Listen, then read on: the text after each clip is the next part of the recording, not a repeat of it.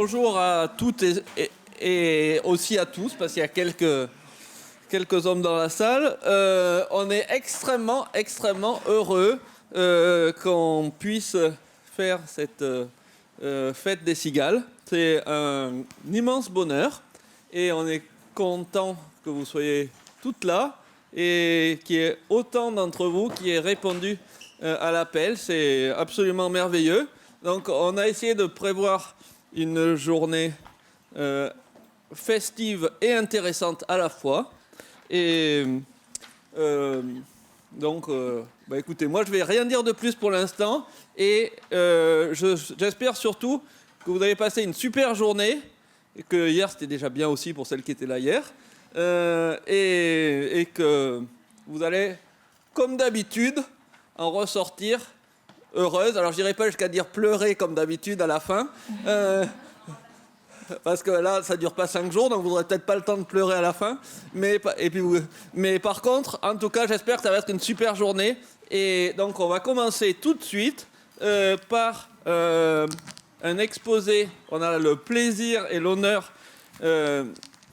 d'accueillir Isabelle Chalandard, donc, qui a 1000 casquettes, en particulier celle d'être directrice de son UFR et qui malgré tout nous fait l'honneur de venir dans son emploi du temps extrêmement chargé et qui va nous parler d'un sujet que je vous laisse découvrir qui s'appelle le sous-espace invariant et qui est une quête, si j'ai bien compris, n'est-ce pas ? C'est un grand honneur d'être parmi vous. J'aurais absolument adoré que les cigales existent du temps où j'étais étudiante. J'en profite autrement. Donc, je vais vous parler d'un problème que j'ai découvert quand j'étais étudiante. J'étais en 4e année à l'Université de Bordeaux. Et voici le problème que j'ai découvert grâce à un enseignant, Bernard Chevreau, qui va avoir un rôle important dans la suite de ma carrière. Et le problème s'appelle le problème du sous-espace invariant. Alors, je vais essayer de vous expliquer de quoi il s'agit. Alors, pour certaines qui sont plus avancées, les vieilles cigales, entre guillemets, ce sera peut-être plus facile. Donc, vous prenez l'ensemble des vecteurs, mais avec un nombre infini de coordonnées, et toutes les coordonnées sont des nombres complexes. Et on demande en plus que la somme des modules de ces coordonnées, LV au carré, soit finie. C'est un espace vectoriel, ça veut dire que c'est un ensemble tel que quand on prend des sommes de vecteurs vérifiant cette propriété, ça reste dans le même espace. Quand on multiplie par une constante qui est un nombre complexe, on reste dans le même espace. C'est un espace, pour celles qui sont plus avancées déjà, il s'appelle petit L2. Et c'est un espace de Hilbert. Enfin, peu importe le nom que ça a. Et maintenant, je prends une application qui va de cet espace, un peu bizarre, dans lui-même, et qui est la propriété d'être linéaire. C'est-à-dire, quand je prends l'image de la somme de deux vecteurs infinis, ça fait la somme des images. Quand je prends l'image d'une constante complexe fois ce vecteur, ça fait la constante fois l'image du vecteur. Ça, c'est la linéarité. Et puis, je vais demander en plus à ce que ce soit continu.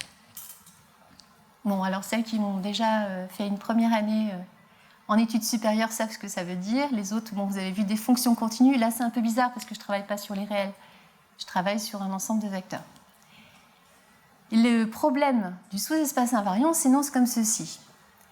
Est-ce qu'on est toujours capable de trouver un sous-ensemble de mon espace de départ qui ne soit pas réduit à juste le neutre, c'est-à-dire le vecteur avec que des zéros, qui ne soit pas l'espace tout entier, et qui ait cette propriété de stabilité, à savoir, on appelle ça un sous-espace vectoriel. Ça veut dire que mon sous-ensemble, il est tel que si je prends deux vecteurs dedans, je les ajoute, je reste dedans. Je prends une constante, je multiplie par un vecteur, je reste dedans. Et on aimerait savoir s'il est possible de trouver un sous-ensemble, en réalité un sous-espace vectoriel, et même avec une propriété dite fermée, tel que quand on applique notre application linéaire, on reste dedans. Voilà. Alors, au moins, vous avez un énoncé, peut-être que, suivant votre niveau d'études, ça vous parle ou pas, mais en tout cas, cette question, je la découvre quand je suis en 4e année. Et je n'avais pas idée, en fait, à quel point ce problème-là allait m'accompagner pendant presque 30 ans. Et puis, à la fin de donc c'était études de master, le directeur du laboratoire, Jean Esterle, il avait plein d'idées, un peu comme Pascal, de faire des choses un peu originales. Il avait beaucoup d'imagination, et en particulier, ce qu'il a fait, c'est qu'il a proposé à des élèves qui étaient particulièrement motivés par les maths d'assister à une école jeunes chercheurs à Édimbourg. Et donc, la règle, c'était la motivation par rapport aux mathématiques. Et on était deux sélectionnés, donc Cédric, qui était dans ma promotion, et moi. Et donc, on était super heureux de partir à Édimbourg pour découvrir le monde de la recherche. Ça s'adressait plutôt aux gens qui avaient un doctorat. Mais il avait réussi à nous trouver un financement. En tant que directeur du labo, c'était facile. Et hop, on est parti là-bas. Et à l'issue de cette école, alors je dois dire que j'ai compris même pas 0,1%, mais j'ai découvert en tout cas ce monde de chercheurs. Il y a un autre personnage qui va beaucoup compter dans cette histoire, c'est Jonathan Partington. Donc lui, c'est un chercheur qui a fait ses études à Cambridge, qui était en poste permanent à l'université de Leeds, donc dans le nord de l'Angleterre. Et comme dans toutes les conférences, ou toutes les écoles, il y a un fameux dîner de la conférence, c'est-à-dire la veille du départ, on se réunit tous ensemble. Là, on était dans un château et on nous faisait manger de la panse de brebis farcie, un truc étrange. Et à la fin... C'est moins bon que la bouillabaisse. Absolument.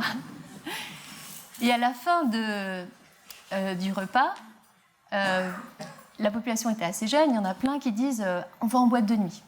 Et moi, j'avais pas trop envie, peut-être parce que j'avais rien à me mettre, mais voilà, ça me disait trop rien. Mais la personne qui était à côté de moi, Jonathan Partington, dit bon, lui, on le voit un peu à son style, la boîte de nuit, c'était pas son idée première, mais comme on est au nord de l'Angleterre et qu'on est au printemps, les journées sont très longues, et ce qu'il a proposé, c'était d'aller faire une randonnée nocturne. Si vous allez à Édimbourg, ou si vous êtes déjà allé à Édimbourg, et en fait, il y a une colline qui est juste au bord de la ville et qui s'appelle le siège d'Arthur. Et donc, nous voilà partis à 23h, tranquillement, pour faire une rando. Là, Jonathan tombe, il perd ses lunettes dans la boue, on est quelques-uns à aller chercher. Enfin, voilà, ça a créé du lien. On se quitte, la conférence se termine, et puis moi, je me dis à la fin, mais en fait, c'est un monde de chercheurs, je crois que j'ai rien compris, mais j'ai adoré. J'ai adoré la diversité, j'ai adoré tout ce qui s'était passé. Et Cédric, qui était avec moi, lui, il m'a dit, alors moi, c'est sûr, je ne veux pas faire de la recherche. Donc, comme quoi, on a vécu à peu près la même chose, et on a eu un sentiment complètement différent. Et puis, moi, j'ai commencé une thèse, parce que vraiment, j'ai adoré la recherche, et j'ai eu la chance, comme beaucoup de chercheurs français, de venir au CIRM. C'était en 1995, je suis au milieu de ma thèse. Et puis, voilà, il y a une conférence. Et là, j'ai l'occasion de présenter mes premiers travaux de thèse qui étaient en lien avec le problème du sous-espace invariant. Parce que ce que je ne vous ai pas dit, c'est qu'en fait, le personnage qui m'a fait découvrir le problème est devenu mon directeur de thèse. Et première exposé en anglais au CIRM, conférence internationale, avec notamment la rencontre d'un chercheur en Roumanie, qui maintenant est à l'Académie des sciences, Dan Timotine, et qui lui aussi va avoir un rôle dans la suite. Donc j'ai fait ma présentation, et dans l'idée que j'avais, c'était que moi je suis toute petite, parce que j'ai fait 1 an de thèse, j'ai une conférence internationale, ça veut dire que tous les gens qui sont présents, ils sont ultra avancés, tout ce que j'ai fait, ils vont le comprendre parfaitement. Et donc j'ai fait un exposé, mais absolument catastrophique. C'est-à-dire que j'ai insisté sur les points les plus techniques. C'était imbuvable, et je l'ai constaté parce que les gens se sont endormis, carrément. Mais ça m'a beaucoup appris, parce que je me suis dit, alors en réalité, quand on est chercheur, on est déjà tellement spécialisé, même après 1 ou 2 ans de thèse, que finalement, c'est pas la bonne façon. Enfin, ce que moi je croyais être connu de tous ne l'était absolument pas. Et voilà, donc ça a été très formateur, et ça a été un très bon moment avec des rencontres voilà, d'un chercheur roumain avec lequel on a été dans Marseille chanter dans un karaoké. Et Dan Timotine connaît un nombre incroyable de chansons, mais il chante très très faux. Donc ça a été sujet de grand fou rire. Alors, je vais vous présenter quelques acteurs très importants. Il y a eu des centaines d'articles écrits sur le problème du sous-espace invariant, donc des contributions. Et disons que dans les gens dont vous entendrez peut-être parler dans le futur, je vais expliquer pourquoi après, il y a donc Per Enflo. Alors, Per Enflo, c'est un Suédois qui est toujours actuellement aux États-Unis et qui, en 1978, a annoncé qu'il avait résolu le problème du sous-espace invariant, mais alors ce n'était pas exactement sur l'espace petit L2 que j'ai présenté au début, c'était sur un autre espace. Voilà, sur un autre ensemble, il a trouvé une application linéaire continue telle que si on veut que T de M soit inclus dans M, ben M, il n'a pas le choix. C'est soit 0, soit l'espace tout entier. Autrement dit, il n'y a pas de sous-espace invariant non trivial. Et puis, le problème, c'est que Per Enflo, ce n'est pas un modèle du genre au niveau rédaction, c'est-à-dire que son manuscrit faisait à peu près une centaine de pages, beaucoup de coquilles, écrit un peu vite, et en fait, ça a mis 8 ans à être publié avec l'aide d'autres mathématiciens bienveillants qui l'ont aidé à mieux rédiger, qui ont comblé des trous techniques. Mais ce qui s'est passé, c'est que en 1984, il y avait un autre chercheur, Charles Reed, qui lui était très jeune. Et en fait, c'était sa dernière année de thèse. Il était à Cambridge, sous la direction de Béla Bolovash, pour ceux qui connaissent. Et lui, son directeur de thèse lui a dit il y a un manuscrit de Per Enflo qui dit qu'il a résolu le problème du sous-espace invariant. Est-ce que tu veux bien, est-ce que tu acceptes de l'étudier? Et il a passé du temps dessus, de même que Jonathan Partington, qui était aussi à ce moment-là l'étudiant de Béla Bolovash. Et au bout de peut-être la page 35, ils ont abandonné, absolument écœurés. Et à ce moment-là, Charles, qui est un chercheur très brillant, en sa dernière année de thèse, en fait, il a trouvé une construction sur un espace dit petit L1, pour ceux qui connaissent. Et ce travail, lui, était remarquable, très bien écrit, et ça a été publié tout de suite. C'est-à-dire que ça a été publié en 1984, alors que le travail de Per Enflo a été publié en 1986. Bon, le problème, ça c'est un problème d'ego, qui est malheureusement assez classique un peu dans tous les milieux, c'est que Per Enflo était absolument furieux, puisqu'il revendiquait le fait d'avoir résolu le premier ceci, et puis Charles Reed, qui lui a écrit quelque chose de tout à fait bien abouti et très bien rédigé, a écrit dans son introduction quelque chose qu'il ne faut jamais faire, mais il était jeune, il a dit « Il semblerait, on a entendu dire que peut-être Per Enflo a résolu le problème, mais bon. » Voilà, donc ces deux-là, ils se sont haïs pour toujours, je pense qu'il y a eu certaines lettres assez relevées. Et puis le dernier acteur qui, pour moi, a eu une importance, quand j'ai découvert toute l'histoire de ce problème, c'est Victor Lomonosov. Victor Lomonosov, il a fait ses études à Moscou, puis il a fait une thèse en Ukraine, et finalement, il a fait une carrière aux États-Unis, et il a eu, en fait, j'aime beaucoup ce personnage parce qu'il a, lui, apporté une contribution positive, au sens où il a démontré que si on a une application linéaire, continue, et si elle a une propriété, cette propriété, c'est commuter avec un compact. Bon, voilà, tout ça, c'est du chinois, mais en tout cas, ce qui est remarquable, c'est qu'il a montré que pour un grand nombre d'applications linéaires continues, il y avait plein de sous-espaces invariants. Et surtout, c'est la façon dont il a démontré. C'est super élégant, magnifique. Et quand j'enseigne ceci, c'est quelque chose qui, par exemple, pour ceux qui préparent l'agrégation, ça peut être un développement à l'agrégation qui est magnifique. C'est une conséquence du théorème du point fixe. Voilà. Alors, je vous ai dit, ce problème, il m'a accompagné un peu tout au long de ma carrière. Je n'ai pas fait que ça, heureusement. Hein. Mais en particulier, dans un premier temps, Alors j'étais encore à Bordeaux, je venais juste de terminer ma thèse. Il y a eu un grand projet par Jean-Paul Pire qui était de faire un peu un état de l'art des mathématiques importantes entre 1950 et 2000. Et à ce moment-là, Jean Esterle, qui était encore directeur du laboratoire, m'a proposé de travailler avec lui. Et nous avons écrit un chapitre sur les avancées du problème du sous-espace invariant. Et puis un peu plus tard, après avoir rencontré Jonathan Partington, à la fin de ma thèse, je l'ai retrouvé de nouveau, un peu par hasard, à Bordeaux. Et voilà, on se rappelait bien sûr de l'épisode de la randonnée nocturne, les lunettes, la boue, etc.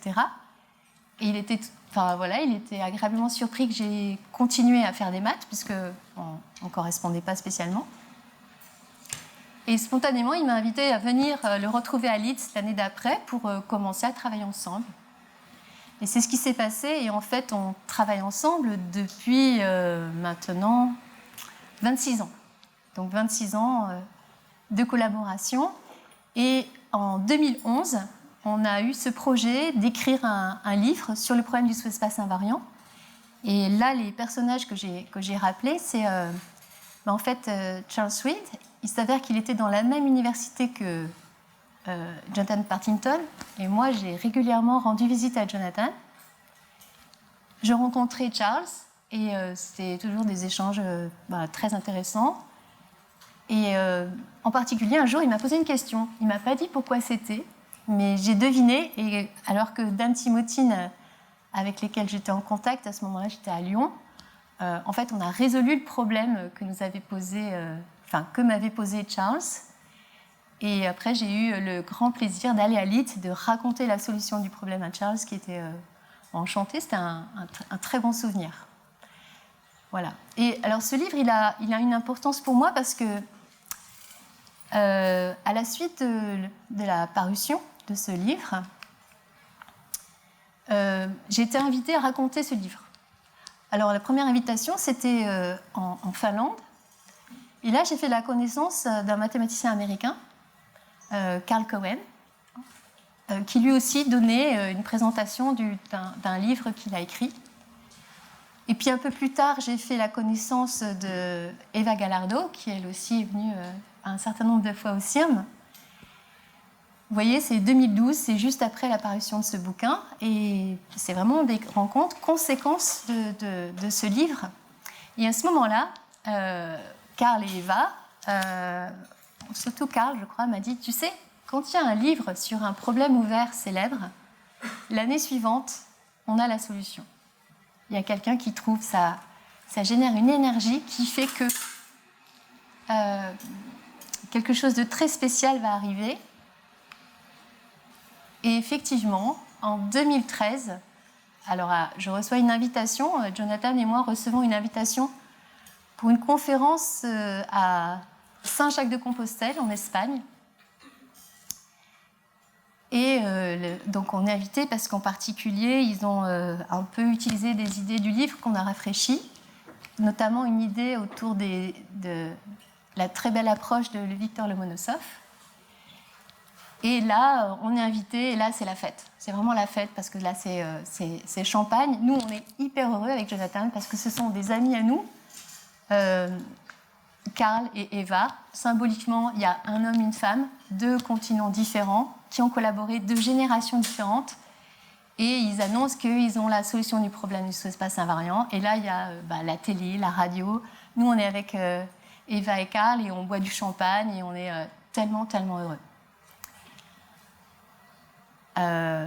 C'est très médiatisé, mais voilà, en fait, il y a un problème. Parce que la difficulté, quand on a résolu un problème aussi important, en fait, c'est surtout avant de l'annoncer, c'est de bien le faire vérifier par un grand nombre de personnes. On le soumet à un journal et on attend la réponse. Et quand tout est validé, alors c'est OK. Et eux, ils ont un peu péché par précipitation, par leur enthousiasme leur a joué des tours. Ils ont évidemment montré leur travail à 1 ou 2 personnes qui leur ont dit c'est extraordinaire, bravo, votre vie va changer. Mais ils n'ont pas attendu la réponse de l'éditeur. Et ils ont fait une annonce surprise. Et pour eux aussi, c'était la symbolique, Saint-Jacques-de-Compostelle, etc. Et tout ça pour dire que ça, c'est quelque chose une expression que j'ai bien gardée à l'esprit, que m'a dit un jour Gilles Godefroy, c'est que les mathématiques, c'est un serpent à deux têtes. Et effectivement, pour eux, ça a été donc la terre et les enfers. Et en fait, de cette période ultra euphorique, s'en est suivie une période assez compliquée, parce que la peur de ne pas être cru à l'avenir, et puis ils ont cherché comme des fous à combler le trou, et en fait non. Il n'y a pas de possibilité, avec leur approche, de résoudre le problème du sous-espace invariant. Alors, j'ai mis, vous remarquez, un des acteurs qu'on a vu au début, Per Enflo, qui est un personnage avec un fort caractère, disons. Et lui aussi, en 2024, donc l'année dernière, il a annoncé qu'il avait résolu le problème du sous-espace invariant. Eh bien, non. En fait, il y a aussi un trou. Il l'a annoncé, il a écrit plutôt une espèce de brouillon. Et il l'a mis à disposition de tous les chercheurs pour qu'on le regarde. Et effectivement, il y a des trous énormes. Et sincèrement, moi, je doute vraiment que son approche puisse aboutir. Mais c'est pour vous dire que voilà, c'est un problème où en fait, rien ne me ferait plus plaisir que d'apprendre un jour plus tard que en fait, il y a une cigale qui a résolu le problème du sous-espace invariant et qui commencera son histoire en disant un jour, j'étais au CIRM et puis il y avait quelqu'un qui a parlé de ce problème et c'était le début de mon intérêt pour ceci. On peut rêver, pourquoi pas. La deuxième partie de mon exposé, ça va être je quitte les mathématiques et je vais plutôt vous raconter quelques actions parité à travers le monde qui ont été des conséquences de toutes ces rencontres mathématiques. J'en ai profité pour aller au-delà du cadre mathématique et donner envie en fait à des jeunes filles comme vous de poursuivre la recherche en mathématiques. Et une première expérience que j'ai absolument adorée, c'était en Inde, où j'étais invitée par Sashi Srivastava, qui est à Delhi, que j'ai rencontré peu après l'apparition du livre, lors d'une conférence. On a sympathisé, on a même travaillé ensemble, mais surtout, elle m'a invitée dans un programme spécial, Femmes et mathématiques, où là, je devais aller dans 3 endroits différents pour raconter des maths devant un public varié. Et il y a un endroit extraordinaire que j'ai découvert, c'est dans le Rajasthan. Ça s'appelle Banastali. C'est au milieu de nulle part, au milieu du désert. C'est une université où on peut étudier de l'âge de 3 ans jusqu'au doctorat, tous les sujets, et c'est que pour les femmes.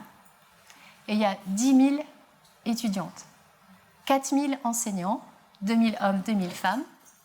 Et quand les couples, puisque c'est au milieu de nulle part, ont un petit garçon, en fait, il y a l'école pour les petits garçons qui est juste en dehors de ce centre, de sorte que les femmes restent entre elles. Et elles peuvent étudier tous les sujets. Et voilà, ça a été quelque chose de très très fort pour moi parce que j'ai jamais vu autant de femmes étudier les mathématiques. Il y avait un amphithéâtre comme ça, elles se sont toutes levées avec des saris magnifiques. C'était un très beau moment et vous voyez, plutôt joyeux. Une autre expérience, c'était encore une conséquence de ces rencontres lors de conférences. Précisément, quand j'étais à Bangalore lors d'une conférence où j'ai rencontré Sashi Srivastava, là j'ai rencontré aussi, au cours d'un repas, Touareg Ali, qui lui était du Bangladesh et qui a fait sa carrière au Canada.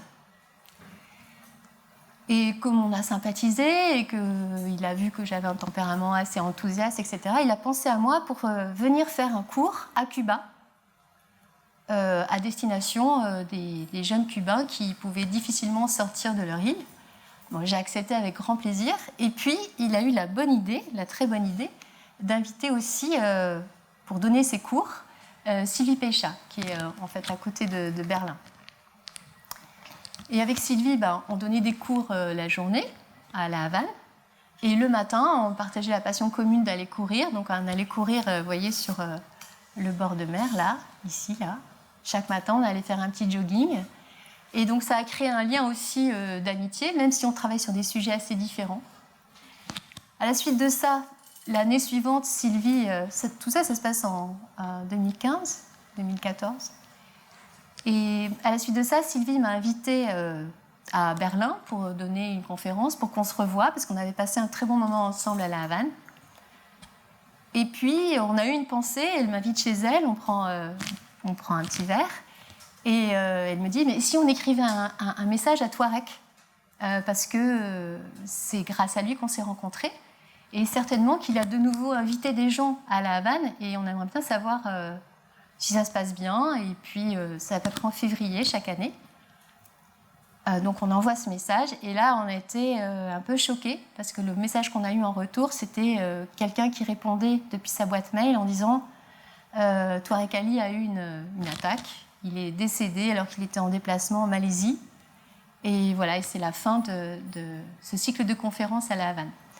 Mais comme j'étais avec Sylvie et qu'on a appris cette nouvelle ensemble, on s'est dit, alors il faut absolument qu'on rende hommage à Touareg, qui a fait énormément pour Cuba, et qui, pendant, je ne sais pas, peut-être 15 années consécutives, a cherché de l'argent au Canada, aux États-Unis, pour venir avec des gens qui venaient d'Europe donner des cours aux Cubains. Il faut qu'on lui rende hommage. Et c'est ce qui s'est passé, et on en a profité à ce moment-là pour changer un peu le périmètre de la conférence.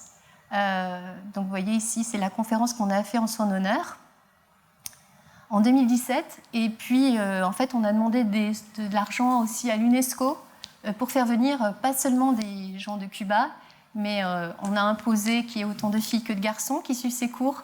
On a fait venir des filles du Pérou, de Colombie, voilà, aussi d'Amérique centrale, d'autres pays. Voilà, encore une très belle expérience grâce aux mathématiques. Quelque chose dont vous avez peut-être entendu parler, il y a un programme qui s'appelle SIMPA, où donc c'est la France qui finance des écoles quelque part dans le monde. Et ça, c'était une belle expérience à Johannesburg, en Afrique du Sud. Et ça a eu lieu en janvier 2020, c'est-à-dire juste avant la fameuse pandémie. Et donc, c'était un voyage, bien sûr, qui nous a marqués. Tout ça, ça a eu lieu notamment grâce à Bertin Sinzou, qui était le professeur sur place, qui m'a envoyé un mail en disant « J'adorerais faire une école SIMPA en analyse. Je cherche quelqu'un en France qui voudrait bien collaborer avec moi. » Moi, j'ai répondu « J'aime bien les voyages. » Et voilà, ça s'est fait. Pascal Lefebvre, qui est à Lens, a tout de suite répondu positivement pour être un des orateurs des mini-cours. Et là-bas, j'ai fait une très belle rencontre. Boitumelo Moletsan, elle venait juste de finir son doctorat, elle était à Johannesburg. Et elle m'a dit, voilà, si jamais je pouvais collaborer avec quelqu'un qui est hors de mon université, alors j'ai des chances d'avoir un poste permanent et je serais la première femme, en plus elle habitait dans le ghetto, à Soweto, je serais la première femme qui enseignerait à l'université. J'ai dit, écoute, vraiment, il faut absolument qu'on essaye de travailler ensemble, j'adorerais être, voilà, si je peux te donner un coup de main. La pandémie est arrivée et on a travaillé en Zoom pendant 1 an et demi. Mais on a réussi et maintenant, elle est prof permanente à Johannesburg et elle fait beaucoup, beaucoup pour les femmes. Pas seulement au niveau de la stimulation intellectuelle, mais aussi pour les aider par rapport au sida, par rapport aux violences faites sur les femmes. Donc c'est devenu quelqu'un de très moteur pour toutes les causes qu'on défend. Alors, La Réunion. La Réunion, c'est un endroit où je vais depuis 8 ans chaque année pour donner des cours en master. Je les donne c'est hybride, c'est à distance depuis Paris, mais quand même je vais rencontrer les étudiants de master. Et un peu par hasard, à chaque fois je loge dans des endroits différents, et là j'avais un Airbnb où la propriétaire du Airbnb était une prof de physique en lycée. Évidemment, on échange sur ce qu'on fait dans la vie, on sympathise, il y a un repas qui est pris en commun, et elle me demande alors de venir, si possible, avant de prendre mon avion, juste 10 minutes dans son lycée pour raconter mon métier, pour raconter la recherche en maths. J'accepte, ça a duré 2 heures, et maintenant, en fait, chaque année, je vais dans son lycée et on commence à faire des actions. Donc là, c'est des lycéennes, et ce qu'on a fait, c'était il y a 1 an, c'est d'aller faire une randonnée. Donc comme ça, on a passé du temps ensemble toute la journée dans la forêt vierge, avec un goûter à l'arrivée, qui était une petite surprise. Et surtout, on a passé beaucoup de moments ensemble à rigoler. Évidemment, elles m'ont posé plein de questions tout au long de la randonnée qu'elles m'auraient jamais posées si on avait été resté dans le contexte du lycée. C'est assez sûr. Et puis, on est resté peut-être 4-5 heures ensemble. Ça compte. Bon, mais je ne fais pas que des choses loin. Ah si, encore un petit truc pas tout à fait à côté.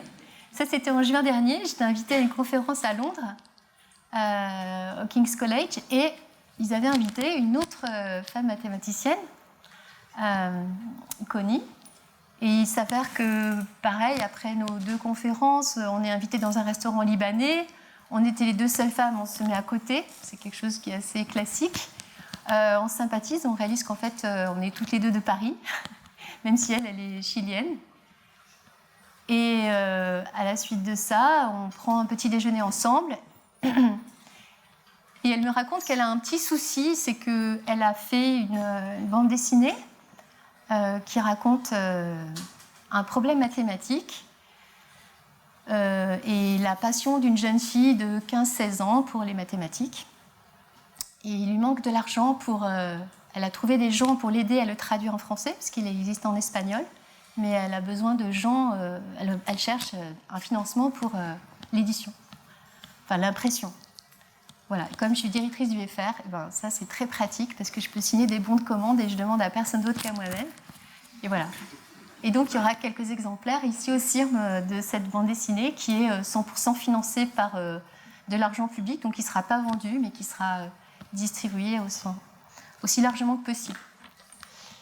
Voilà. Et ça c'est à Paris. C'est à Paris, c'était il y a très peu de temps, c'était cette année, en 2025, à l'issue d'un échange à l'Institut Ré Poincaré, donc à Paris. J'ai fait la connaissance dans le RER de Mohamed Nassiri, qui est là. Et voilà, et lui, il me parle aussi du fait qu'il a plein de projets pour des filles, il a des jeunes filles qu'il adorerait emmener à Paris pour aller voir une pièce de théâtre, l'affaire Rosalind Franklin. Mais alors, trouver de l'argent quand on est au lycée pour payer une auberge de jeunesse, des repas, des sous pour la pièce de théâtre, c'est la grande galère. Et là, de nouveau, je dis, moi je suis directrice du FR.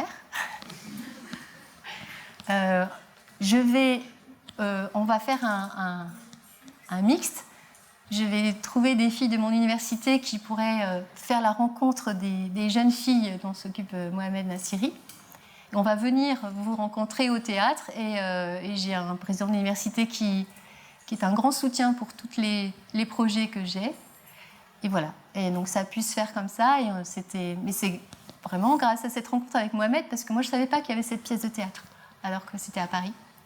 Voilà. Mohamed, c'est lui qui a lancé, qui est venu ici pour assister au Cigale, certains ont dû le voir, et il a lancé des fourmis dans son établissement, l'équivalent des cigales dans le nord de la France.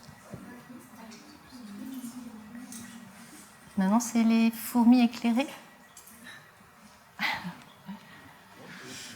Voilà.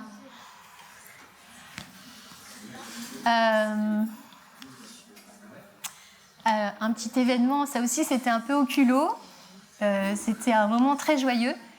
Quand on déjeunait avec des collègues à l'université, et puis il y a une collègue qui était un peu contrariée parce qu'elle était originaire de Lille et elle avait appris que Miss France 2024, Eve Gilles, était un peu harcelée sur les réseaux parce que les cheveux courts, parce que très mince, etc.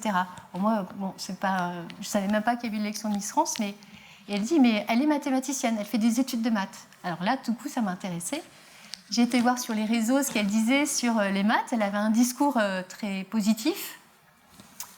Et je lui ai écrit en lui disant, si par hasard vous avez un tout petit peu de temps, même une visio, quelque chose, et si vous pouviez communiquer à nos étudiantes sur la joie de faire des mathématiques, ce serait génial. Enfin voilà, j'ai baragouiné des trucs, etc. Ça, c'était en décembre 2023. Voilà, aucune réponse. Et puis, le 10 mars, je reçois un coup de fil. J'allais partir en cours, il était 8h du matin. Et un coup de fil sur mon téléphone portable, j'avais laissé toutes mes coordonnées au cas où.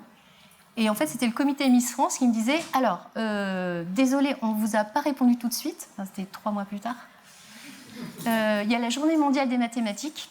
On veut faire quelque chose avec Miss France. On a beaucoup aimé votre lettre. Est-ce que vous êtes partante pour organiser quelque chose pour la journée mondiale des maths ? D'accord, on est le 10 et c'est le 14. J'ai dit oui, bien sûr. Pourquoi c'est le 14 ? Non. Tu sais, mais pourquoi vous savez ou pas pourquoi c'est le 14 ? Voilà, vous le faites.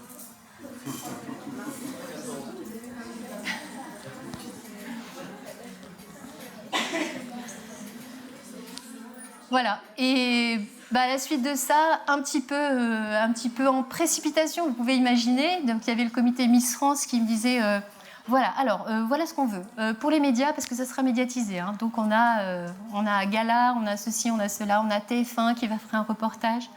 Bon, ok, ce que vous voulez, mais si elle vient, on sera ravis. Il nous faut 250 filles dans un amphi. Il faut vraiment que ça paraisse bien. Alors 250 filles dans un amphi, vous imaginez ? Quand vous connaissez les pourcentages de gens à l'université, en maths, nous, c'est maximum 20%. Bon, bref. Et donc, là, j'ai eu le soutien de plein de gens à l'université qui connaissaient les collèges, les lycées aux alentours, qui ont appelé les proviseurs. Et puis, certains se sont trouvé le projet génial. Les filles étaient complètement survoltées à l'idée de venir.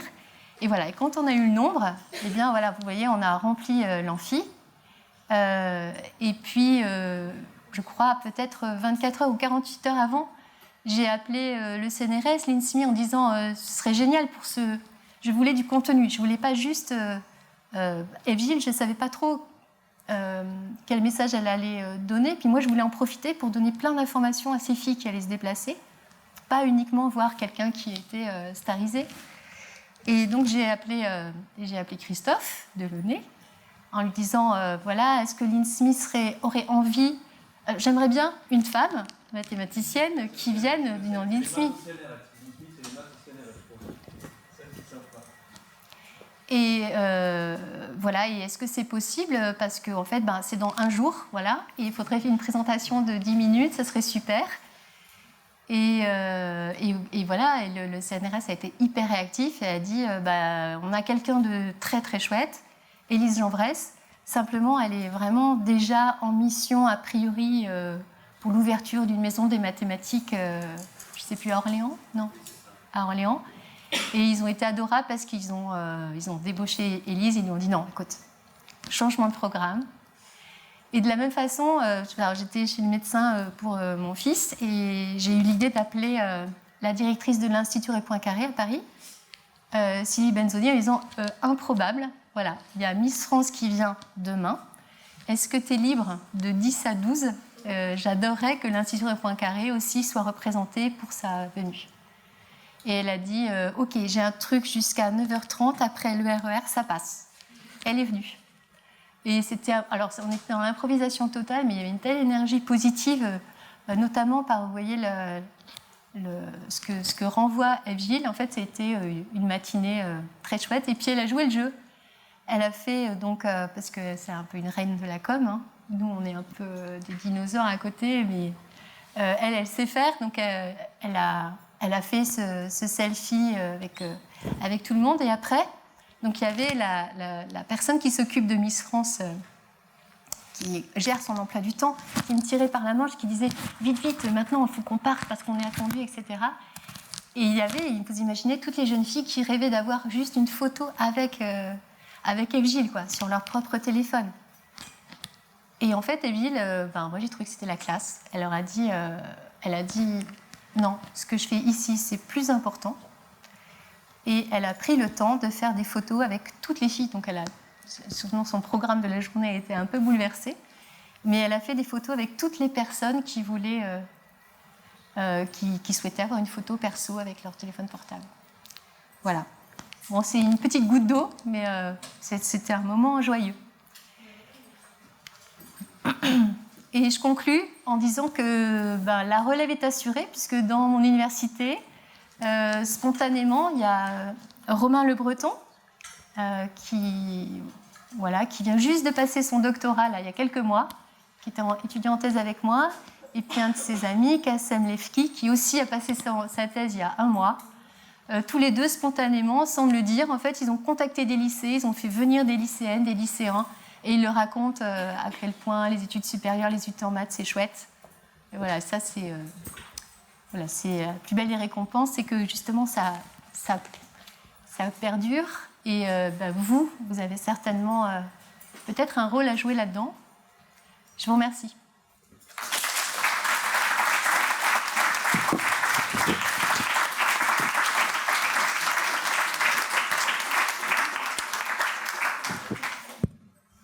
Merci infiniment.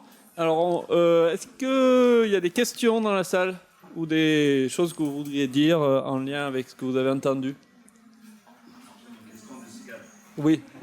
Non, mais il peut y avoir des questions. On peut commencer par une question d'un vieux schnock, ça fera venir des questions des cigales. Non, un très vieux schnock, pardon. Allez. Yves. J'ai une grande inquiétude. Que sont devenues les lunettes de Jonathan Partington? On les a retrouvées. Non, c'est vrai. Est-ce qu'on les a retrouvées? Oui. On était plusieurs à chercher, c'est ça, c'est l'effet, la force du groupe. Alors, tiens, quand on fait poser une question à quelqu'un, ça amène des questions. Oui, je voulais juste demander, parce que du coup, vous avez énormément voyagé pendant votre carrière. Est-ce qu'on vous proposait directement de voyager ou est-ce que c'est vous qui deviez demander je ne sais pas comment ça se passe, cette partie-là. En fait, c'est vraiment quelque chose qui se passe comme dans la vie. En fait, vous ne pouvez pas savoir ce que vous allez faire le mois prochain, qui vous allez rencontrer. Et c'est un peu comme ça dans la recherche.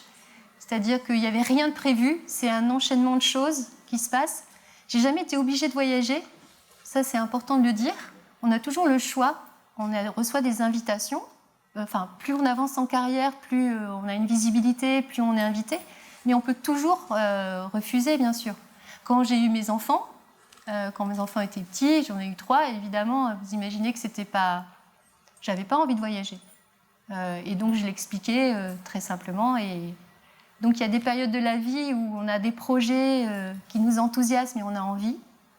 Et d'autres moments où non, c'est le calme plat. Et ça, c'est possible. La liberté dans ce métier, c'est quelque chose de super précieux. Je ne sais pas si ça répond à votre question. Si. J'avais juste une autre question, c'est juste un peu plus passager. Je voulais demander, du coup, vous avez fait aussi des conférences ou des cours à Cuba et dans d'autres endroits. Est-ce que vous parliez la langue ou est-ce que vous parliez anglais pendant les cours? Non, on faisait en anglais.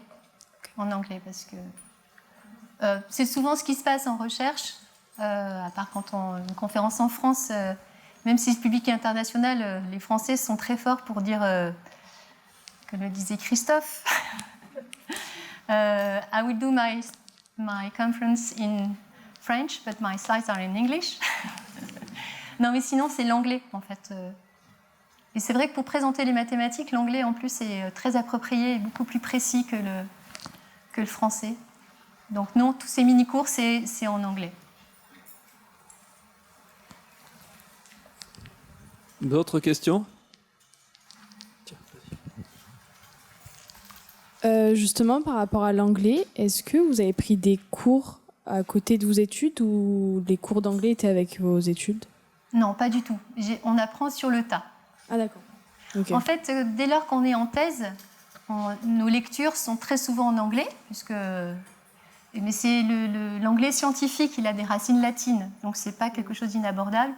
Et après, l'aisance à l'oral en anglais, elle se fait justement en rencontrant des collègues, et puis parce qu'à la pause café, et puis quand on a des affinités, on a envie de discuter. Mais non, j'ai jamais pris de cours d'anglais, c'est vraiment au fur et à mesure.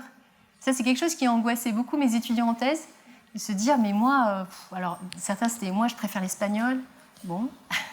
En anglais, j'ai jamais été super, mais en fait, ça vient petit à petit. Parce qu'on pratique. Et puis parce que dans les conférences, en fait, il faut imaginer que il y a des personnes parfaitement anglophones, qui parlent un anglais magnifique, mais il n'y en a pas beaucoup, en fait. Donc c'est assez drôle de voir quand un Chinois fait une présentation en anglais, c'est compliqué pour nous. Par contre, un Espagnol et un Italien, on a l'impression qu'ils parlent français. C'est magnifique. C'est-à-dire on a les mêmes... Non, c'est pas un obstacle du tout.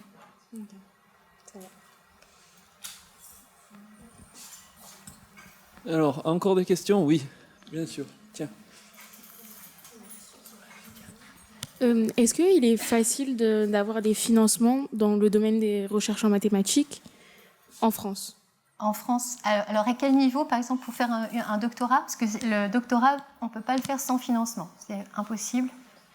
Il faut avoir... en fait, on commence une expérience professionnelle quand on fait un doctorat. Okay, vous signez avec un investisseur, c'est ça? Alors, pas nécessairement. Il y a de l'argent qui vient du ministère de la Recherche dans les universités. Il y a un contingent. Enfin, ça, c'est la personne qui vous encadre, qui vous mettra au courant de tout ça. Il y a aussi des financements qui viennent effectivement de l'industrie. Quand on fait des mathématiques plus appliquées, il y a des possibilités que ce soit l'entreprise qui, à ce moment-là, investit sur vous en vous payant pendant 3 ans. Il y a des appels à projets. En fait, on répond à des appels à projets de l'Agence nationale pour la recherche pour avoir des financements de thèse. Enfin, il y a tout un panel de ressources pour financer la première étape qui consiste à passer un doctorat. Mais ça, ce n'est pas tellement à vous de vous en occuper. Vous, il faut foncer, faire les maths que vous aimez, et puis à la fin du master, la personne qui vous a encadré et qui est présupposée vous encadrer pour la thèse, c'est plutôt à elle de vous dire quelles sont vos chances, quel type de financement elle va chercher. Je sais que c'est quelque chose qui angoisse énormément les étudiants, et à juste titre, mais c'est beaucoup la responsabilité de la direction de thèse. C'est une condition pour pouvoir pour être doctorant, d'avoir un financement? On ne peut pas faire de doctorat sans financement. Alors, les exceptions, mais c'est toujours un financement. Il faut avoir une source de revenus. Alors, par exemple, quelqu'un qui est agrégé, qui enseigne en lycée, qui veut absolument faire un doctorat, c'est possible. Mais alors, il fera son doctorat les week-ends, les vacances. Avec une grande difficulté. Dur. Voilà, c'est pas du tout la même aventure que ce qu'on vit quand on a un financement, qu'on ne se demande pas comment gagner sa vie. C'est comme du mécénat, c'est une période extraordinaire. Voilà, on fait de la recherche, on voyage, si on veut. Il n'y a pas d'obligation. Ce qui est maintenant très accepté dans la communauté, c'est que si pour raison personnelle, conviction personnelle, on ne veut pas prendre l'avion, c'est pas un problème. Voilà. Merci. J'arrive. Je fais le petit furet.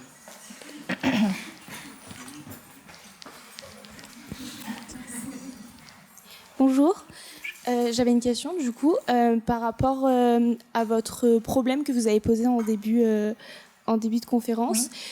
Donc vous n'avez pas trouvé entre guillemets la solution à ce problème-là avec toutes les études qu'il y a eu derrière.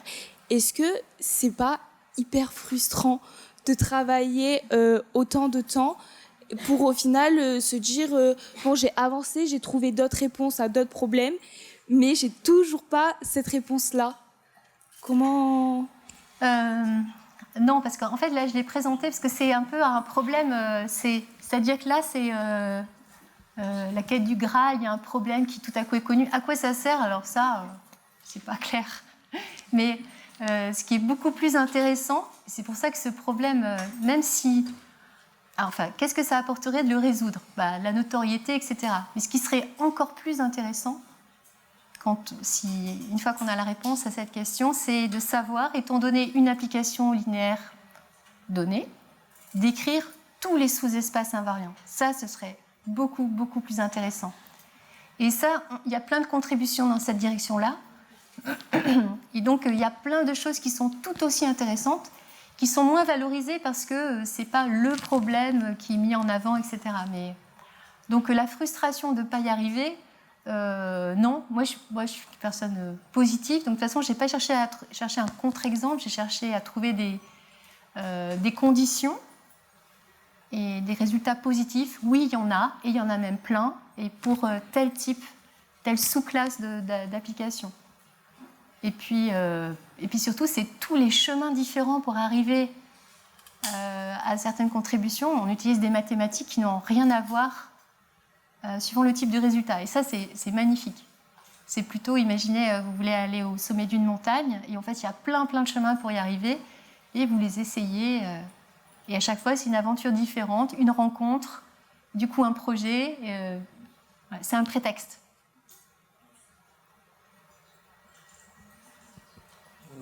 Hop, j'ai de la place pour passer. Hop.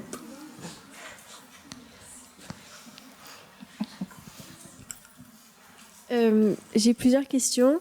La première, est-ce que vous pouvez nous expliquer vos études dans le détail, si vous avez fait une licence, une prépa ou quoi? Ok, bon, j'ai fait des études universitaires, et donc l'université de Bordeaux jusqu'au doctorat. Après, j'ai eu une année on passe les concours pour être enseignant-chercheur.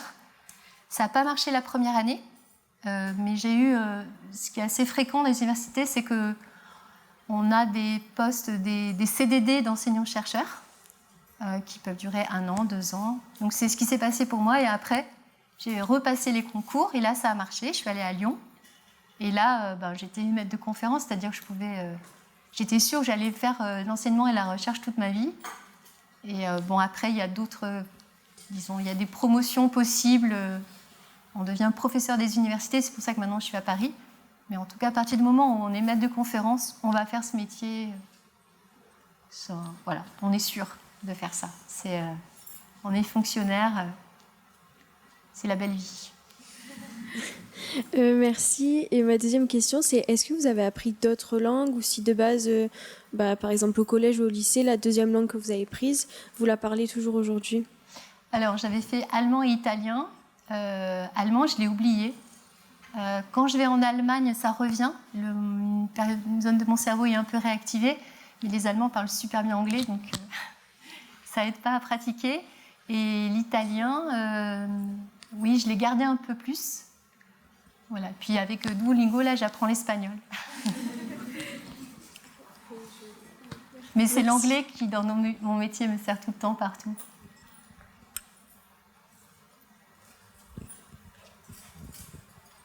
Alors, je vais savoir si c'est dur de vivre des maths en général ou est-ce que c'est un travail qui est compliqué Alors, c'est-à-dire quand on est maître de conférence, par exemple, quand on a réussi le concours et qu'on fait ce métier?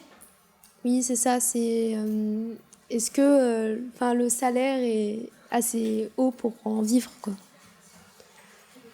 Oui, c'est une bonne question. En fait, passer professeur, ça aide beaucoup à avoir une meilleure qualité de vie. Je pense que les gens qui sont enseignants-chercheurs à Paris, ils ont une qualité de vie qui est difficile. Moi, je ne vis pas à Paris. Je vis dans le Beaujolais et je fais la navette. Mais bon, c'est parce qu'on a une grande famille et c'est comme ça. Donc, le salaire, il est uniforme dans toute la France. Et à Paris, c'est là où la vie est la plus chère. Mais évidemment, il y a des postes un peu partout. Donc, la qualité de vie que l'on a, elle dépend du lieu où on vit. Et puis, il y a plein de cas particuliers. Mais les salaires, en fait, vous avez la grille des salaires sur Internet. Vous pouvez voir exactement. On commence tout doucement avec un peu moins de 2 000 €, je pense. Et puis après, on évolue en carrière. Quand on est professeur des universités, après, le salaire, c'est plutôt 6 000 €. Le salaire est multiplié par 3 entre un début de carrière et une fin de carrière. Et je pense que quand on est dans une ville de province et qu'on gagne 6 000 €, je pense qu'on vit plutôt très bien.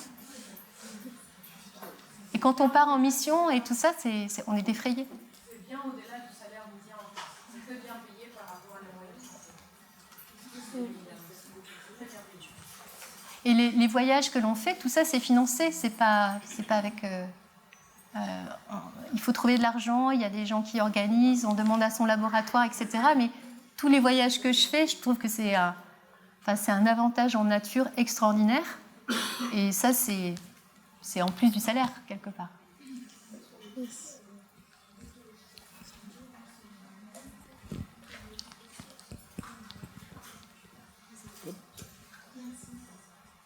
Oui, alors on a vu qu'on va vers plus de parité Et c'est pour ça qu'on est là aussi, donc merci. Je voulais savoir si, une fois que les filles se sont lancées dans cette voie et donc ont assumé leur choix d'aller faire des mathématiques, est-ce que après, dans les laboratoires de recherche, tout ça, on assiste encore à des inégalités où il y a beaucoup plus de parité? Non, les inégalités perdurent. Et récemment, je trouve qu'il y a beaucoup d'actions pour en parler. Ne serait-ce que ça, c'est quelque chose de très important. Mais l'équilibre homme-femme, plus on monte, un professeur d'université, en mathématiques fondamentales, c'est 8% de femmes parmi les professeurs d'université. Voilà. Mais il y a plein de... disons qu'il y a plein de choses qui se mettent en place, grâce notamment, je dirais, CNRS Mathématiques, qui sanctionne un peu les laboratoires qui ne jouent pas le jeu. C'est récent, mais ça peut avoir un impact. C'est le début. C'est le début de cette histoire-là. Il y a vous avez vu des bandes dessinées, il va y avoir de plus en plus de choses pour vraiment prendre conscience de ce problème-là. Donc vous pensez qu'actuellement, il y a une véritable action pour que dans 10 ans, ou bon, sûrement plus, on atteigne une parité? Alors 10 ans, je pense que c'est pas assez. Idéalement, si déjà parmi les femmes professeurs en mathématiques fondamentales, on était à 20%, ce serait fabuleux. Parce qu'il y a un problème de modèle. Vous voyez, dans mon université, on est 3 femmes. Devant nos élèves, on fait des cours, mais ils ont essentiellement des hommes en face d'eux. Ceci dit, moi je suis beaucoup soutenue par mes collègues hommes pour faire tout un tas d'actions sur place. Donc là, ce problème de la parité, il est soutenu par tous les gens qui y croient. C'est pas forcément genré. D'accord, merci beaucoup. Est-ce qu'il y a encore une ou deux questions? Une ou deux questions? Ouais.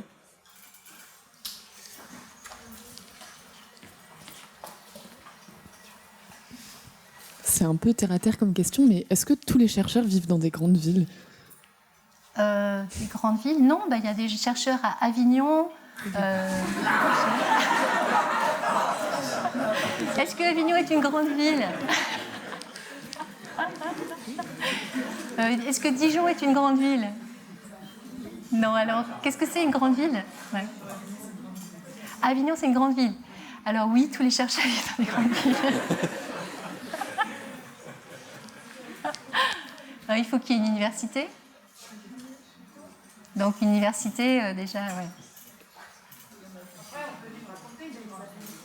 Ah, de vivre, oui, moi je vis dans un village de 600 habitants, il n'y a aucun commerce, oui, bien sûr. Oui. Vous avez dit que vous étiez enseignante-chercheuse, du coup. Est-ce que vous aimez autant le côté enseignement que recherche, ou est-ce que vous avez une préférence? Non, moi j'aime vraiment les deux. Les deux, ok. Les deux. La recherche, c'est incroyable, mais on se casse les dents, c'est épuisant, c'est stressant. En fait, la récompense, elle est à la hauteur de tout ce qu'on traverse comme difficulté. Mais oui, il y a des moments où vraiment on se dit mais qu'est-ce que je suis nulle, j'adorerais avoir un cerveau qui marche plus vite, c'est pas possible, etc. Et puis des fois, c'est surtout des collaborations avec des gens. Voilà. Après, quand on trouve quelque chose, mais on est dans un état d'euphorie, le truc sert un peu à rien, personne ne va le comprendre, mais qu'est-ce que c'est chouette. Et l'enseignement, ça c'est quelque chose de concret. Là, on voit, quand nous on fait la remise des diplômes de nos étudiants de master, on les a eus tout petits et on les voit arriver à des professions. C'est une récompense incroyable. Donc je pense que comme un musicien qui fait un concerto, qui a un moment de stress, etc., et ce serait peut-être la recherche, la présentation de ses travaux. Et puis il y a toutes les fois où il fait des répétitions, où il fait ses gammes, en fait il enseigne et ça lui sert beaucoup. Donc je trouve très chouette d'avoir les deux côtés. Alors der. Alors, parce qu'on a un programme très chargé. Alors, qui veut Voilà, allez, les deux, allez, pour faire plaisir à François. Vraiment pour faire plaisir à François. Oui, alors aujourd'hui, on fait face à une réduction à la fois des budgets en sciences, mais en même temps, avec ce qui se passe aux États-Unis, il y a quand même une recrudescence des financements. Est-ce que vous pensez que la recherche, notamment en mathématiques, elle a de beaux jours devant elle? On va demander.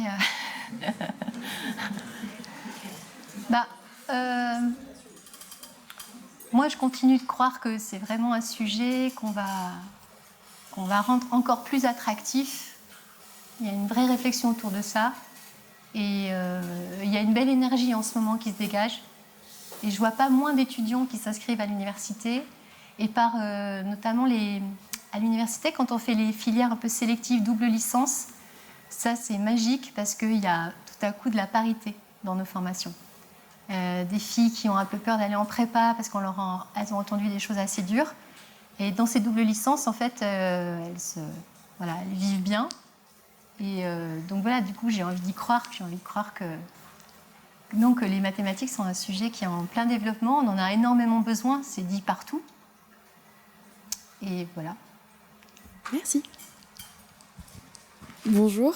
Tout d'abord, merci beaucoup pour votre présentation. Je voulais savoir quel a été le voyage qui vous a le plus marqué humainement? Je pense qu'en Inde, quand j'étais dans cette université, je ne savais même pas que ça existait. Se retrouver au Rajasthan avec 10 000... Enfin, j'ai pas vu les 10 000, mais ils m'ont promené à l'intérieur du campus, qui est immense, dans une petite voiturette. Et j'ai été voir des jeunes filles qui apprenaient à piloter un avion. Puis j'ai été voir des jeunes filles qui apprenaient la haute couture. Et j'ai trouvé ça extraordinaire. J'avais vraiment des frissons. Quand je le raconte, j'ai encore des frissons. Ça, c'était une expérience incroyable. Et surtout, je pense que c'est quelque chose que je ne revivrai jamais. Quand je suis rentrée dans l'amphithéâtre pour faire ma présentation, là, je parlais de maths. C'était des étudiantes en maths. Et l'amphi de 250, comme on avait vu là pour Evgile, qui était plein de filles habillées en sari. Et quand je suis rentrée, elles se sont levées. Alors ça, c'est... Voilà, je n'oublierai jamais. Avec le sourire, voilà, ça, c'était un moment incroyable. Bon, mais on va remercier encore une fois Isabelle pour cette magnifique présentation.